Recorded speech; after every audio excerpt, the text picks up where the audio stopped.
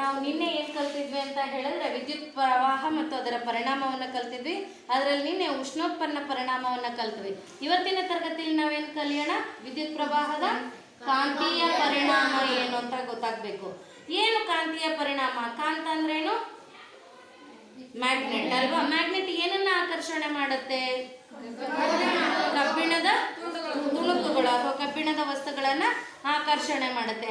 ಹಾಗಾದ್ರೆ ಇದನ್ನ ಮಾಡ್ಲಿಕ್ಕೆ ನಮಗೆ ಏನೇನು ಬೇಕು ಅಂತ ಹೇಳಿದ್ರೆ, ಒಂದು ಕಬ್ಬಿಣದ ಮಳೆ ತಗೋಬೇಕು, ತಾಮ್ರದ ತಂತಿ ತಗೋಬೇಕು. ಇದನ್ನ ಏನ್ ಮಾಡಬೇಕು ಅಂದ್ರೆ ಚೆನ್ನಾಗಿ ಸುತ್ತಬೇಕು. ಅದರ ತುದಿಗೆ, ಎರಡೂ ತುದಿಗಳಲ್ಲಿ ನಾವೇನು ಮಾಡಬೇಕು? ಇನ್ಸುಲೇಟರ್ ಇರುತ್ತೆ. ಆ ಇನ್ಸುಲೇಷನ್ನ ನಾವು ಸ್ವಲ್ಪ ಕಿತ್ಕೊಂಡು ಕಂಪ್ಲೀಟಾಗಿ ಶಾರ್ಪ್ ಮಾಡಿಕೊಂಡು ಇಟ್ಕೋಬೇಕು. ನಂತರ ಏನು ಮಾಡಬೇಕು ಅಂತ ಹೇಳಿದ್ರೆ, ಈ ರೀತಿ ಅದು ತಯಾರಾಗುತ್ತೆ. ಈ ಮೊದಲ ತುದಿ ಮತ್ತು ಕೊನೆಯ ತುದಿಗಳಿಗೆ ಎರಡು ವಾಹಕ ತಂತಿಗಳನ್ನು ಅಡ್ಜಸ್ಟ್ ಮಾಡಬೇಕು. ಈ ವಾಹಕ ತಂತಿಗೆ ನಮಗೆ ವಿದ್ಯುತ್ ಆಕಾರ ಬೇಕಲ್ಲ. ಯಾವುದು ನಮಗೆ ವಿದ್ಯುತ್ ಆಕಾರ ಇಲ್ಲಿ ಶಾಲೆಯಲ್ಲಿ? ಡೈರೆಕ್ಟ್ ಕರೆಂಟಿಗೆ ಇಡ್ಬೋದಾ ನಾವು? ಇಲ್ಲ, ಯಾಕೆಂದ್ರೆ ಅದರ ವಿದ್ಯುತ್ ಶಕ್ತಿ ಜಾಸ್ತಿ ಇದೆ. ಹಾಗಾಗಿ ನಾವು ಏನನ್ನ ಬಳಸಬೇಕಿಲ್ಲಿ? ಬ್ಯಾಟರಿ ಅಥವಾ ಸಣ್ಣ ವಿದ್ಯುತ್ ಕೋಶವನ್ನ ಬಳಸ್ಬೋದು.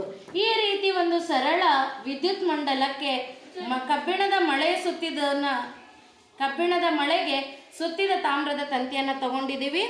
ಇದಕ್ಕೆ ನಾವು ಸುಲಭವಾಗಿ ಏನನ್ನ ಜೋಡಿಸೋಣ? ಈಗ ಬ್ಯಾಟರಿಯನ್ನು ಜೋಡಿಸೋಣ.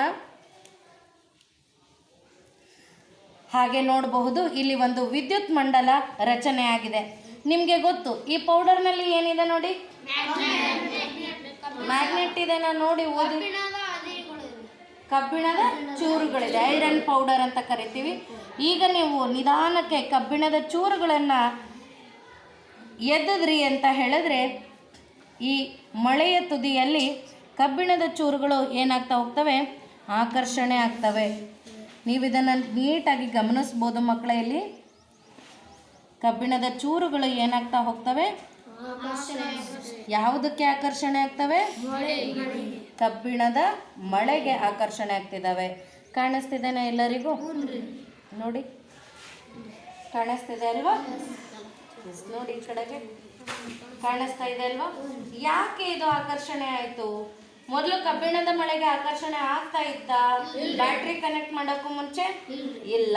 ಈಗ ಯಾಕೆ ಕನೆಕ್ಟ್ ಮಾಡಿ ಕೂಡಲೇ ಆಗುತ್ತೆ ಅಂದ್ರೆ, ವಿದ್ಯುತ್ ಪ್ರವಾಹ ಎಂಥ ಪರಿಣಾಮವನ್ನು ತೋರಿಸ್ತಾ ಇದೆ? ಕಾಂತೀಯ ಪರಿಣಾಮವನ್ನು ತೋರಿಸ್ತಿದೆ. ಅರ್ಥ ಆಯ್ತಾ ಮಕ್ಕಳೇ?